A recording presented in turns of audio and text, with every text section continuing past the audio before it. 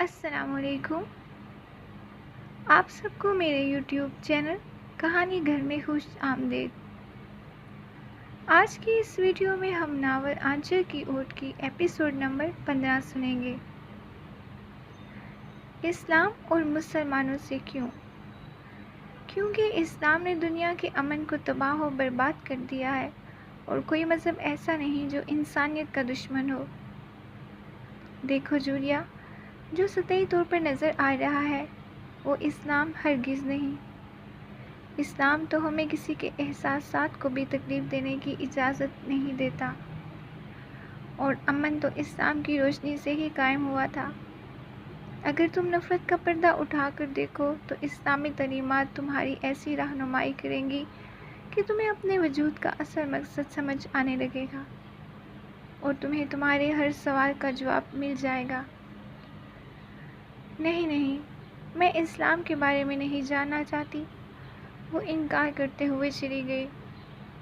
ساحر نے اپنی چھوٹی سی لائبریری میں انگریزی زبان میں ترجمہ اور قرآن پاک رکھا ہوا تھا، اور سیرت نبی پر لکھی ہوئی کچھ کتابیں بھی، تاکہ اگر وہ خود سے اسلام کے بارے میں کچھ جاننا چاہے تو اسے کوئی مسئلہ نہ ہو۔ وہ اسلام میں جبر نہیں، وہ نہیں چاہتا تھا کہ وہ سمجھے کہ ایک مسلمان کسی کو زبردستی اپنے دین کی طرف مائل کر رہا ہے۔ یہ گتھیاں سلجھاتے کوشش جاری رکھنے کا ارادہ کیا۔ پڑھائی کا سلسلہ بھی رواں دواں تھا۔ گھر والوں کی خیر خبر فون کے ذریعے ملتی رہتی تھی۔ آج بھی بھائی جان نے کال کر کے اسے بتایا۔ انہوں نے کہا وہ جو پینٹنگز جس میں تم نے اپنے محبت کے ہر لمحے کو قید کیا ہوا تھا وہ ان کے ایک دوست کو بہت پسند آئی ہے، اور وہ اس تصویر کو اپنی آرٹ گیلری کا حصہ بنانا چاہتا ہے تاکہ وہ ایک گمنام آرٹسٹ کو پہچان دے سکے۔ مگر ساحر نے صاف منع کر دیا، کیونکہ وہ ازل کی تصاویر کو بازار کی زینت نہیں بنانا چاہتا تھا۔ گو کہ ہر انسان کی طرح وہ بھی شہرت کا طلبگار تھا، اور دوسرا مسئلہ، اگر وہ تصاویر منظر عام پر آ جاتی تو ازل کی زندگی میں کئی ایسے سوال اٹھتے جن کا جواب دینا اس کے لیے ممکن نہ تھا۔ وہ اس کی عزت کو اپنی عزت مان چکا تھا، اس لیے اس نے صاف انکار کر دیا، یعنی ازل کی محبت کی خاطر اس نے شہرت کو بھی ٹھکرا دیا۔ پھر آہستہ آہستہ جولیا کے سوال بڑھنے لگے تھے۔ وہ اکثر کچھ نہ کہتے ہوئے بھی سوال کر دیتی، لیکن ساحل ہر بار اسے مطمئن کرنے میں کامیاب ہو جاتا۔ پھر ایک شام جب وہ اپنے روم میں داخل ہوا تو جولیا قرآن پاک کا مطالعہ کر رہی تھی۔ وہ اس قدر مگن تھی کہ اسے ساحل کے آنے کا احساس تک نہ ہوا۔ وہ وہیں سے واپس چلا گیا تاکہ اس کے آنے پر ہچکچاہٹ کی وجہ سے قرآن پاک کا مطالعہ ترک نہ کر دے۔ اصل حیرت کی بات یہ تھی کہ جب پاکستان آنے سے پہلے ساحل کی اس سے آخری ملاقات ہوئی، میری خواہش ہے جس شخص کے ذریعے مجھے قرآن پاک پڑھنے کی تعلیم حاصل ہوئی ہے میں اسی شخص کے ہاتھوں کلمہ طیبہ پڑھوں۔ اس نے ایک دوپٹہ نما کپڑا اپنے سر پر لیتے ہوئے کہا۔ ساحل پہلے تو اسے حیرت سے تکتا ہی رہ گیا، مگر تھوڑی ہی دیر میں اسے یقین آ گیا کہ خدا نے اسے سعادت کی ہے کہ ایک غیر مسلم انسان کو مسلمان بنا دے۔ اس نے اس کے بڑے بھائی کی طرح اس پر شفقت کا ہاتھ رکھا۔ میری بہن، خدا تمہیں ہمیشہ خوش رکھے اور ایمان پر قائم رہنے کی توفیق عطا فرمائے۔ اس کے سر پر ہاتھ رکھتے ہی ساحل کی زبان سے بے اختیار لفظ نکلنے لگے۔ بھائی، اس نے پکارا۔ ہاں، تمہارا بھائی، بلکہ محافظ، اس نے یقین دلایا۔ مگر مجھے آج معلوم ہوا ہے کہ خدا نے مجھے بھائی کے رشتے سے کیوں محروم رکھا۔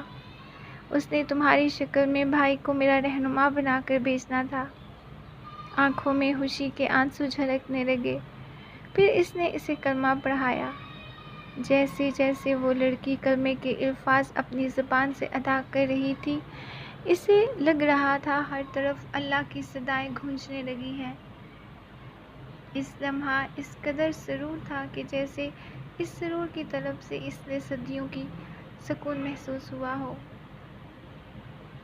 وہ آنسو بہاتے ہوئے جس حالت میں کھڑا تھا اسی طرح اللہ کے حضور سجدے میں چلا گیا۔ اے میرے مالک، میں اس قابل نہ تھا، تو نے مجھے اتنی بڑی سعادت عطا کی۔ میں گناہ گار بندہ، واقعی گناہ گار۔ وہ گڑ گڑاتے ہوئے سجدے میں بھی رو رہا تھا۔ پھر بند آنکھوں سے حضرت محمد صلی اللہ علیہ وآلہ وسلم کا روزہ مبارک اس کی نظر کا عکس بن گیا۔ ایک کپ کپی سی اس کے جسم میں گزری۔ اس نے اپنی آنکھیں کھولی تو اس کے سامنے کھڑا ہو گیا۔ فاطمہ، اس نے اپنی بہن کو پکارا، آج سے تمہارا نام فاطمہ ہے۔ کیا تم جانتی ہو فاطمہ کون تھی؟ جی بھائی، میں بالکل جانتی ہوں۔ فاطمہ حضرت محمد صلی اللہ علیہ وآلہ وسلم کی سب سے پیاری اور چھوٹی بیٹی تھی۔ ساحل اس کی معلومات پر دھنک رہ گیا۔ دراصل اس نے وسیع مطالعے کے بعد اسلام قبول کیا تھا۔ اگرچہ ایک مذہب کو چھوڑ کر دوسرے مذہب کو اپنانا اتنا آسان نہیں ہوتا۔ 2 سال تک وہ فیصلہ نہیں کر پائی تھی، مگر جیسے ہی دین حق کے راستہ ملی تو اسے پتہ بھی چلا کہ کب وہ اس رنگ میں بدل گئی۔ اگر تم چاہو تو تمہارا بھائی تمہارا محافظ بن کر یہاں بھی رہ سکتا ہے۔ ساحل جانتا تھا اب اس کی بہن کو کسی مشکلات کا سامنا ضرور ہوگا۔ نہیں بھائی، ایک سچا مسلمان کبھی کسی مشکل سے نہیں گھبراتا۔ میں نے بہت سوچ سمجھ کر فیصلہ کیا ہے۔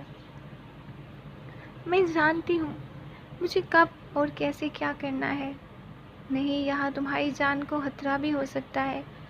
تم اپنے والدین سے بات کرو۔ نہیں نہیں، میں ایسا بالکل نہیں کر سکتی۔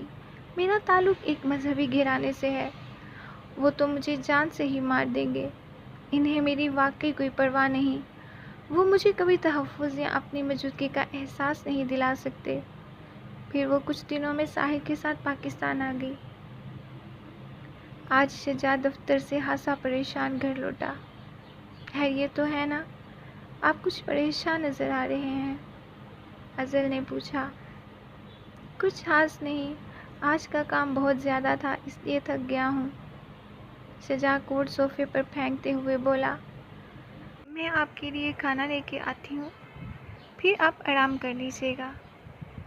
نہیں، مجھے بھوک نہیں ہے، میں تھوڑی دیر آرام کرنا چاہتا ہوں۔ ٹھیک ہے، آپ آرام کر لیجیے، یہ کہتے ہوئے وہ کمرے سے باہر چلی گئی۔ شجاع کی پریشانی کئی دنوں سے بڑھتی جا رہی تھی، مگر وہ اظہر کو کسی اور پریشانی میں مبتلا نہیں کرنا چاہتا تھا۔ اظہر نے کئی بار پوچھنے کی کوشش کی، مگر ہر بار شجاع نے ٹال مٹول سے کام لیا۔ آج اظہر نے ٹھان لی تھی کہ وہ شجاع سے پوچھ کر ہی رہے گی کہ آخر ماجرا کیا ہے۔ ایسی کون سی بات ہے جو آپ مجھے بتانا نہیں چاہتے؟ اظہر نے اس کے پاس جا کر بیٹھ کر پوچھنے کی کوشش کی۔ کچھ نہیں ہے، بزنس کے کچھ مسئلے مسائل ہیں جن کی وجہ سے تھوڑا پریشان ہوں۔ اس نے بات ٹال دی۔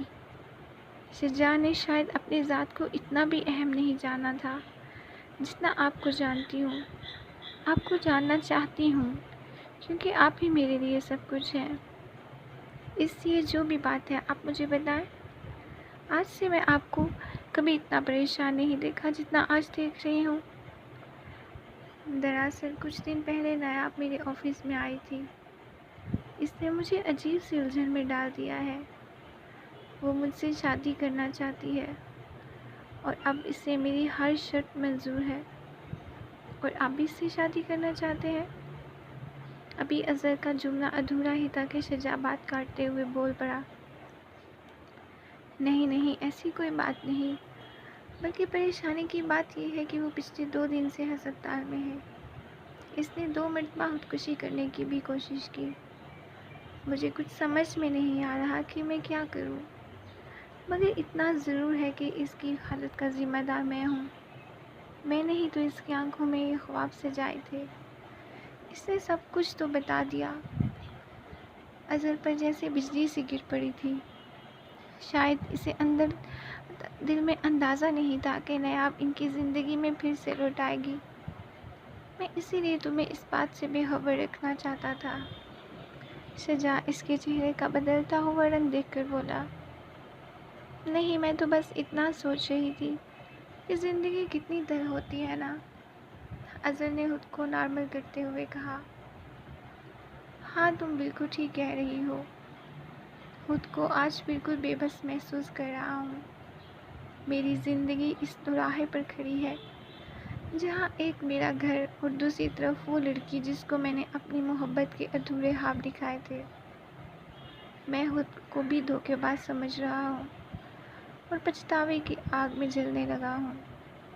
جب تک میں آپ کے ساتھ ہوں آپ کبھی بھی بس نہیں ہو سکتے۔ آپ نے آپ سے شادی کر لیں۔ اظہر نے ایک لمبی سانس لیتے ہوئے یہ کہا، مگر دل میں طوفان اٹھ چکے تھے۔ سانس بھی ایک لمحے کے لیے رک گئی۔ کیا؟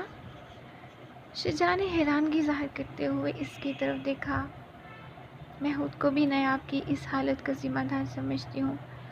میں آپ دونوں کے درمیان آئی تھی، اور ویسے بھی دوسری شادی کی اجازت اسلام نے بھی دی ہے، اور میں اس خدا کو کوئی نہ کوئی اس میں حکمت تو ہوگی نا۔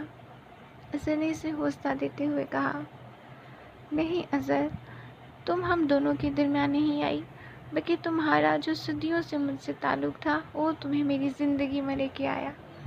اگر تم میری زندگی میں نہ ہوتی تو میں اپنے آپ کو کبھی پہچان بھی نہیں سکتا تھا۔ مگر اس وقت ہمیں اس کی زندگی بچانے کی فکر زیادہ کرنی چاہیے۔ اظہر اصل بات پر آ گئی، لیکن میں زندگی کے لیے اپنی زندگی کیسے داؤ پہ لگا دوں؟ اگر آپ ایسا نہیں کریں گے تو آپ کا نام بے وفائی کرنے والوں میں شامل ہو جائے گا۔ وہ اس کی طرف دیکھتے ہوئے بولی، اظہر سچ سچ بتانا، کیا تم مجھے نجاب کے ساتھ دیکھ کر برداشت کر سکو گی؟ شجاع نے اس کا ہاتھ پکڑ کر پوچھا۔ اس کے آنسو اس کے گلابی ہونٹوں کو چھوتے ہوئے شجاع کے ہاتھ پر گرنے لگے۔ اظہر، میں تمہاری آنکھوں میں آنسو نہیں دیکھنا چاہتا، اس لیے میں نے آپ کو سمجھانے کی بھرپور کوشش کر رہا ہوں، جہاں وہ میری بات کو سمجھنے کی کوشش کرے۔ شجاع اس کے آنسو صاف کرتے ہوئے کہنے لگا، میں جانتی ہوں یہ برداشت کرنا مشکل ہی نہیں بلکہ ناممکن ہے، مگر میں نہیں چاہتی آپ کی نظریں شرمندگی میں کسی کے سامنے بھی جھکیں۔ اب ہماری زندگی میں وہ شامل ہو چکی ہے، اگر اسے کچھ ہو گیا تو شاید میں اپنے آپ کو کبھی معاف نہیں کر سکوں گی، اس لیے بہتر ہے آپ اسے لے آئیں۔ اظہر نے دل پر پتھر رکھتے ہوئے اسے سمجھانے کی کوشش کی، مگر اظہر، میں اپنی چاہت میں تمہارے حصے میں کسی کو بھی حصہ دار نہیں بناؤں گا، اور نہ ہی میں تمہیں کسی بھی بات پر دکھی دیکھ سکتا ہوں۔ میں اپنے چہرے پر پریشانی یا ملامت کی ذرا سی پرچھائی نہیں دیکھ سکتی۔ وہ یہ کہتے ہوئے وہاں سے اٹھ کر جانے لگی۔ شجاع نے اس کا ہاتھ پکڑ کر اسے روکنے کی کوشش کی۔ امی جان نے مجھے ایک ضروری کام کہا تھا، اس ٹاپک پر ہم پھر بعد میں بات کریں گے۔ وہ ٹالنے کی کوشش کرتے ہوئے وہاں سے چلی گئی۔ اتنی دیر میں نایاب کی کال آ گئی۔ نایاب، پھر آپ نے کیا سوچا؟ اگر آپ کی طرف سے نہ ہے تو میں زندہ رہنے کا کوئی سوال نہیں بنتا۔ اس کی آواز میں عجیب سا پاگل پن تھا۔ شجاع دیکھو، تم کچھ الٹا سیدھا مت کرنا، مجھے کچھ وقت تو دو، میں ابھی تمہارے ہی پاس آ رہا ہوں۔ نایاب، نہیں، بہت وقت دے چکی ہوں تمہیں۔ شجاع، تم پاگل تو نہیں ہو گئی؟ ہاں، ہو گئی ہوں پاگل، مجھے تم نے پاگل کر دیا ہے۔ پچھلے 3 سالوں میں ایک لمحہ بھی ایسا نہیں تھا جس میں تم شامل نہیں تھے۔ ہر پل تمہاری آہٹ کا انتظار رہتا تھا، ہر دستک پر تمہاری آنے کی امید لگی رہتی ہے، مگر تم نہیں لوٹ کر آئے۔ میں اس انتظار کی تپش کو مزید برداشت نہیں کر سکتی۔ نایاب کی آواز سے اس کی کیفیت کو بآسانی محسوس کیا جا سکتا تھا۔ تم کہاں ہو؟ اگر ہسپتال میں ہو تو میں وہاں آ کر بات کرتا ہوں، شجاع نے پوچھا۔ تم مجھ سے شادی کر رہے ہو یا نہیں؟ مجھے بس اس کا جواب ابھی اور اسی وقت چاہیے۔ نایاب نے دوبارہ وارننگ دیتے ہوئے کہا، پلیز نایاب، مجھے کچھ سمجھنے کی سوچنے کا ٹائم دو۔ شجاع نے التجا کی، تو ٹھیک ہے میرے مرنے کے بعد میرے جنازے میں شامل نہ ہونا، کیونکہ جو شخص میری زندگی میں میرے کام نہ آ سکا اسے میرے جنازے میں بھی شامل ہونے کا کوئی حق نہیں۔ اس مرتبہ اس کی آواز میں بغاوت تھی۔ ٹھیک ہے، میں شادی کرنے کے لیے تیار ہوں، شجاع نے لمبی سانسیں بھرتے ہوئے کہا، کیونکہ اب وہ بالکل بے بس ہو چکا تھا، مگر جس شخص نے اسے آج تک آنسو صاف کرنے کے لیے دوسروں کی طرف دیکھا ہو، آج اس کی ہی آنکھیں برسنے لگی تھی۔ نیاب کی خوشی کی انتہا نہ رہی۔ اسے اپنے کانوں سے سننے والی آواز پر یقین ہی نہیں ہو رہا تھا۔ شجاع کی آنکھیں بھر آئیں۔ اس نے فون بند کیا اور سامنے پڑے ہوئے ٹیبل پر رکھ دیا۔ کچھ لمحے خاموش بیٹھا رہا، پھر وہاں سے باہر جانے لگا تو اظہر سامنے کھڑی تھی۔ دل و درد میں، روح میں طوفان اٹھ رہے تھے۔ نہ جانے کیسے کیسے جذبوں کو اس نے توڑ پھوڑ ہوتے ہوئے دیکھا، مگر کیا کرتی، بات پر قائم رہنا تو انسانیت کے مراج ہے۔ اس نے ان دونوں کے ہونے والی درمیان گفتگو کو سن لیا تھا۔ اب شجاع کہنے کے لیے کچھ نہیں تھا، اس لیے خاموشی سے گھر سے باہر چلا گیا۔ وہ کچھ پل کے لیے تنہا گزارنا چاہتا تھا، اس لیے گھر سے باہر پیدل ہی چل پڑا۔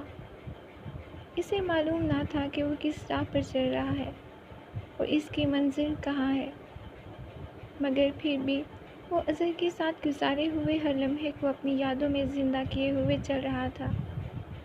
سڑک کے کنارے فٹ پاتھ پر چلتے ہوئے اسے ہرگز احساس نہ تھا کہ کئی لوگ اسے حیرت سے دیکھ رہے ہیں۔ اس کے چہرے پر چھائی اداسی کو لوگ دیوانگی کا نام دے رہے تھے۔ ساحل فاطمہ کو اپنے گھر لے آیا تو سب گھر والوں نے سمجھا شاید ساحل نے شادی کر لی ہے۔ گھر میں ہلچل سی مچ گئی، افراتفری کا سماں تھا، مگر جلد ہی اس نے سب کی غلط فہمی کو دور کر دیا۔ پاکستان آنے کے بعد آج اس نے سوچا اپنے دوست سے ملاقات کی جائے۔ وہ اپنے دوست سے ملنے کے لیے چلا گیا۔ ساحل یار، 3 سال بعد تمہیں دیکھ کر مجھے بہت خوشی ہو رہی ہے، آہت اسے باہیں پھیلاتے ہوئے بولا۔ ارے یار، تیری تو زندگی بن گئی، اتنا بڑا انجینئر بن گیا ہے اور ساتھ شادی بھی کر آیا۔ شکر ہے اس اظہر کا بھوت تو تمہارے سر سے اتر گیا۔ میں نہ کہتا تھا کہ باہر جا کر تو بڑے بڑے لوگ بدل جاتے ہیں، تو ساحل کیا چیز ہے؟ نہیں آہت، جیسا تم سوچ رہے ہو ویسا بالکل نہیں ہے، وہ میری بہن ہے۔ یہ جملہ اس کی زبان سے سن کر آہت کہہ کے لگا کے ہنسنے لگا۔ ارے ساحل، تم کیسے انسان ہو؟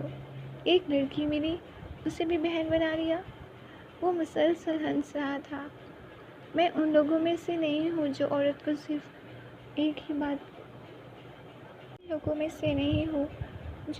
صرف ایک ہی نظر سے دیکھتے ہیں۔ مگر اس پر جواب کا اس پر کوئی اثر نہ ہوا۔ ساحل، تم جیسا اسٹوپڈ بندہ تو میں نے اپنی زندگی میں نہیں دیکھا۔ مگر وہ نہیں جانتا تھا کہ وہ جس شخص سے بات کر رہا ہے وہ کوئی عام انسان نہیں تھا، بلکہ خدا کے قرب حاصل کرنے کے لیے بہت اچھا بندہ بن چکا تھا۔ مگر غافل انسان تو اس احساس کے جذبے سے محروم ہوتا ہے۔ ساحل کو اس کی باتیں کافی ناگوار گزری، مگر وہ اس کی نادانی سمجھتے ہوئے اسے نظر انداز کر گیا۔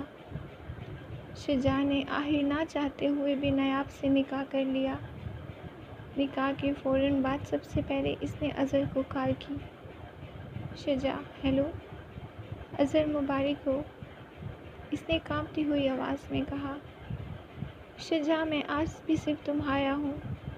اظہر، میں حقیقت پسند ہوں، آپ اب بھی میرے نہیں ہیں، ہم دونوں کا حق آپ پر برابر ہے۔ شجاع، ہاں تم جانتی ہو، اور یہ سب کن حالات میں ہوا، میرے دل میں تمہاری جگہ کوئی نہیں لے سکتا۔ اظہر، میری بھی یہ دلی خواہش ہے کہ آپ میری جگہ کسی کو بھی نہ دیں، مگر سب کو اپنی اپنی جگہ اپنا اپنا فرض نبھانے دیں۔ اب آپ اس کا تھوڑا سا وقت دیں، جس وقت حق بنتا ہے اس کو جا کر دیں۔ وہ اپنے جذبات پر قابو نہ پا سکی اور بھیگی آنکھوں سے رونے لگی۔ شجاع کو اندازہ تھا کہ اس وقت اظہر کس کرب سے گزر رہی ہوگی، مگر وہ کچھ نہیں کر سکتا تھا سوائے فون بند کرنے کے لیے۔ عورت کی کتنی عجیب ہوتی ہے، اگر وفا کرنے پہ آئے تو اپنا آپ بھی وار دیتی ہے۔ عورت شاید ہر بات برداشت کر سکتی ہے، مگر اپنے شوہر کو کسی دوسری عورت کے ساتھ شیئر نہیں کر سکتی۔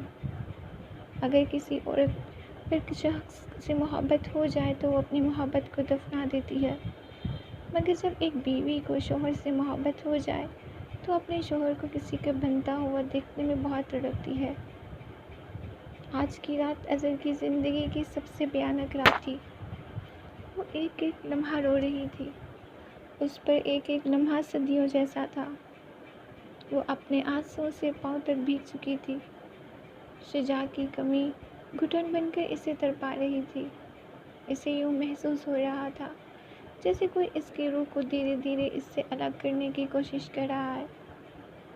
کئی صدیوں پر محیط یہ لمبی رات آخر اظہر کی کھلی آنکھوں کے ساتھ اختتام پذیر ہو گئی۔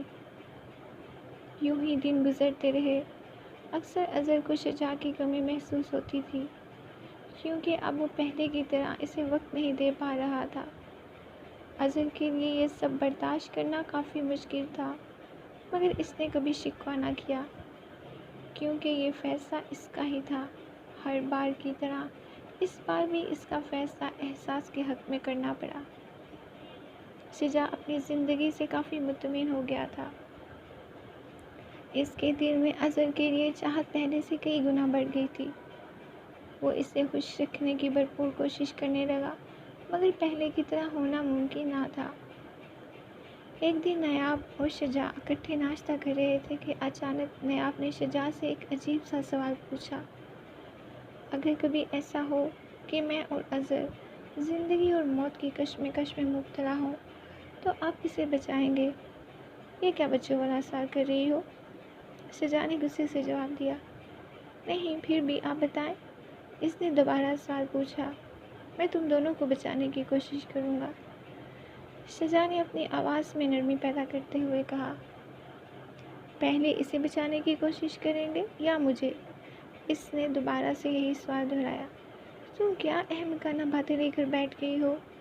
شجاع پھر سے تر ہو گیا۔ مجھے پتا ہے آپ اظہر کو بچائیں گے، اگر معلوم تھا تو پوچھ کیوں رہی ہو؟ شجاع کی آواز قدرے غصہ میں آ گئی۔ کیونکہ میں جانتی ہوں آپ اس سے بے انتہا محبت کرتے ہیں، مگر وہ آپ سے محبت نہیں کرتی۔ نیاب نے اس کی طرف دیکھتے ہوئے کہا۔ وہ مجھ سے بے انتہا محبت کرتی ہے، اور میں پورے یقین کے ساتھ کہہ سکتا ہوں کہ میں وہ دنیا کا سب سے خوش قسمت ترین انسان ہوں جس کو اظہر جیسی چاہت کرنے والی بیوی ملی ہو، شجاع نے بھرپور انداز سے جواب دیا۔ نہیں، میں ایسا نہیں سمجھتی۔ دنیا کی کوئی عورت ایسی نہیں ہوتی جو اپنے شوہر کو کسی دوسری عورت کے ساتھ دیکھ کر برداشت کر سکے۔ وہ یہ سب کیسے کر سکتی ہے؟ آخر وہ بھی تو انسان ہے۔ یا تو آپ سے وہ محبت نہیں کرتی یا واقعی وہ ایک فرشتہ ہے۔ ہاں، وہ فرشتہ ہے جس نے اپنی زندگی کی خوشیاں کسی کی جھولی میں ڈال دی، شجاع نے اس کی تعریف میں بولا۔ ہاں، یہ تو آپ کو اس وقت پتہ چلے گا جب اصل بات سامنے آئے گی، اس نے طنز کرتے ہوئے کہا۔ کیا مطلب ہے تمہارا؟ آج تو تم نے اس بارے میں بات کر لی، آئندہ میں کبھی یہ بات نہیں سنوں گا۔ شجاع ڈائننگ ٹیبل سے اٹھ کر جا چکا تھا۔ نہ جانے اس نے شجاع پر کون سا جادو کر رکھا ہے، اس کے خلاف ایک لفظ نہیں سن سکتے۔ نیاب بڑبڑانے لگی تھی۔ اظہر نے شجاع کو کال کر کے گھر بلوایا۔ اس کے والد کی طبیعت بہت خراب تھی، اس لیے وہ ان سے ملنے کے لیے جانا چاہتی تھی۔ وہ دونوں ان سے ملنے کے لیے چلے گئے۔ ابو جان سے مل کر شام کو دونوں واپسی کے لیے تیار ہو گئے، کیونکہ صالحہ گھر میں تھی۔ دونوں گاڑی میں بیٹھ گئے۔ تقریباً 10 منٹ کی ڈرائیونگ کے بعد اچانک ایک شخص ان کی گاڑی کے ساتھ ٹکرا گیا۔ دونوں جلدی سے گاڑی سے اتر گئے۔ سر پر چوٹ کی وجہ سے وہ بے ہوش ہو چکا تھا۔ شجاع نے اسے اٹھایا۔ اظہر کی اس کے چہرے پر سب سے پہلے نظر پڑی تو وہ بے اختیار بول پڑی۔ ابد! بھولی ہوئی داستان آج بھی زبان پر آ گئی۔ اسے تم جانتی ہو؟ شجاع نے حیرت سے پوچھا۔ ہاں، ہمارے پڑوسی ہیں، اظہر نے جھوٹ جواب دیا، مگر چہرے کا رنگ بدل چکا تھا۔ دونوں اسے قریبی ہسپتال لے گئے۔ عبد کے گھر والوں کو اطلاع دی گئی۔ تحریم اور اجود بھی وہاں پہنچ گئے۔ جب اس نے اظہر کو وہاں دیکھا تو غصے سے بے قابو ہو گئی۔ تم آج بھی پہلے سے زیادہ عبد کے پیچھے پڑی ہو، تم اسے کیوں چھوڑ نہیں دیتی؟ وہ اب تمہارا عاشق نہیں بلکہ میرا شوہر ہے۔ تم کیسی عورت ہو، شادی شدہ ہونے کے باوجود میرے شوہر سے ناجائز تعلقات رکھے ہوئے ہیں۔ تحریم چیخنے لگی۔ وہ اس پر برس پڑی۔ مجھے تو ترس آتا ہے تمہارے شوہر پر، جو ان سب باتوں سے بے خبر ہے۔ اس کی زبان، بے لگام زبان، اب بھی وہی باتیں کر رہی تھی۔ شجاع بھی پاس کھڑا سن رہا تھا۔ وہ یہ باتیں سن کر اس قدر پریشان ہوا کہ اسے کچھ بھی نہیں سوچ رہا تھا۔ یہ کیا بکواس کر رہی ہو؟ لگام دو اپنی زبان کو۔ اظہر بے اختیار بول پڑی۔ اگر سننے کی ہمت نہیں تو کیوں رات کے اندھیرے میں سے بلاتی ہو؟ کیسی عورت ہو، اپنے شوہر کو بھی دھوکہ دے رہی ہو۔ تحریم نے اپنے لہجے کو مزید تلخ کرتے ہوئے کہا۔ اظہر آج پھر بے بس تھی، تحریم کو یقین دلاتی یا اپنے شوہر کو۔ شجاع کچھ کہے بغیر وہاں سے باہر آ گیا۔ اس کے ہوش و حواس نے کام کرنا چھوڑ دیا تھا۔ شجاع میری بات سنیں، اظہر اس کے پیچھے چلتے ہوئے بول رہی تھی، مگر اس وقت کوئی شجاع کے کانوں تک وہی باتیں پہنچ رہی تھی جو تحریم نے بولی تھی۔ اس کے قدم مزید بڑھنے لگے۔ اظہر بھی تیزی سے اس کا پیچھا کرتے ہوئے چلتی رہی، مگر کوئی آواز شجاع کو نہ روک سکی۔ وہ جا کر گاڑی میں بیٹھ گیا۔ اظہر بھی خاموش سی اس کے پیچھے بیٹھ گئی۔ شجاع کے ذہن میں اس انجان عورت کی باتیں گھومتی رہی۔ وہ دوسری طرف نیاب کی کہی ہوئی باتیں اسے حقیقت کا روپ دھارتے ہوئے نظر آ رہی تھی۔ آپ جو سمجھ رہے ہیں ویسا کچھ نہیں، اظہر اپنی صفائی میں بولے۔ خاموش ہو جاؤ، اس وقت میں تمہاری زبان سے ایک لفظ نہیں سن سکتا۔ راستے میں گزرنے والے ہر پل میں وہ اظہر کی ذات کے لیے ایک پہلو سوچتا رہا۔ اس کے لیے فیصلہ کرنا کٹھن ہو گیا تھا، مگر ایک بات کا اسے یقین ہو گیا تھا کہ وہ اظہر کی محبت نہیں ہے، کیونکہ دنیا کی کوئی عورت اتنی باہمت نہیں ہو سکی کہ وہ اپنے شوہر کو بغیر کسی اعتراض کی دوسری شادی کی اجازت دے دے۔ نیاب کا جملہ بھی دل و دماغ کو گھیرے میں لیے ہوئے تھا۔ یا تو اسے آپ سے محبت نہیں، یا واقعی یہ ایک فرشتہ ہے۔ یہ حقیقت جاننے کے بعد وہ فرشتہ نہیں رہی تھی۔ شجاع کی آنکھیں بھر آئی تھیں، مگر اس نے اپنی آنکھوں کے پانی کو باہر نہ آنے دیا۔ اظہر کو کچھ سمجھ میں نہیں آ رہا تھا، اس سے شجاع کی یہ حالت دیکھی نہیں جا رہی تھی۔ آخر یہ سفر اپنے اختتام کو پہنچا۔ شجاع کو دلی طور پہ اس قدر دکھ تھا کہ اس نے چپ سادھ لی۔ اس کے لیے ہر ایسا دھچکا تھا کہ جس کی شدت اسے ٹوٹنے پر مجبور کر چکی تھی۔ رات بھر دونوں ایک پل کے لیے بھی اپنی آنکھیں نہ بند کر سکے۔ وہ صرف ایک دوسرے کے لیے سوچتے رہے۔ شجاع کے کانوں میں تحریم کی آوازیں گونجتی رہی۔ وہ چاہ کر بھی ان باتوں کو بھول نہیں پا رہا تھا۔ شجاع اب بالکل ٹوٹ چکا تھا۔ اتنا بڑا دھوکہ! اس تصور سے جسم کانپ اٹھا۔ اظہر میری محبت کا یہ صلہ دے گی؟ میں نے کبھی خیال میں بھی یہ نہیں سوچا تھا۔ بس یہی سوچ باقی رہی۔ آج تیسرے دن بھی وہ گھر میں ہی رہا، اور امی جان کے کہنے پر، مگر وہ اس وقت گھر پر نہ تھی۔ وہ اسے لے کر اپنے کمرے میں چلا گیا، مگر آج اس نے جانے سے پہلے کئی بار سوچا۔ دل چاہ رہا تھا یہاں سے واپس لوٹ جائے، مگر کچھ سوال تھے جو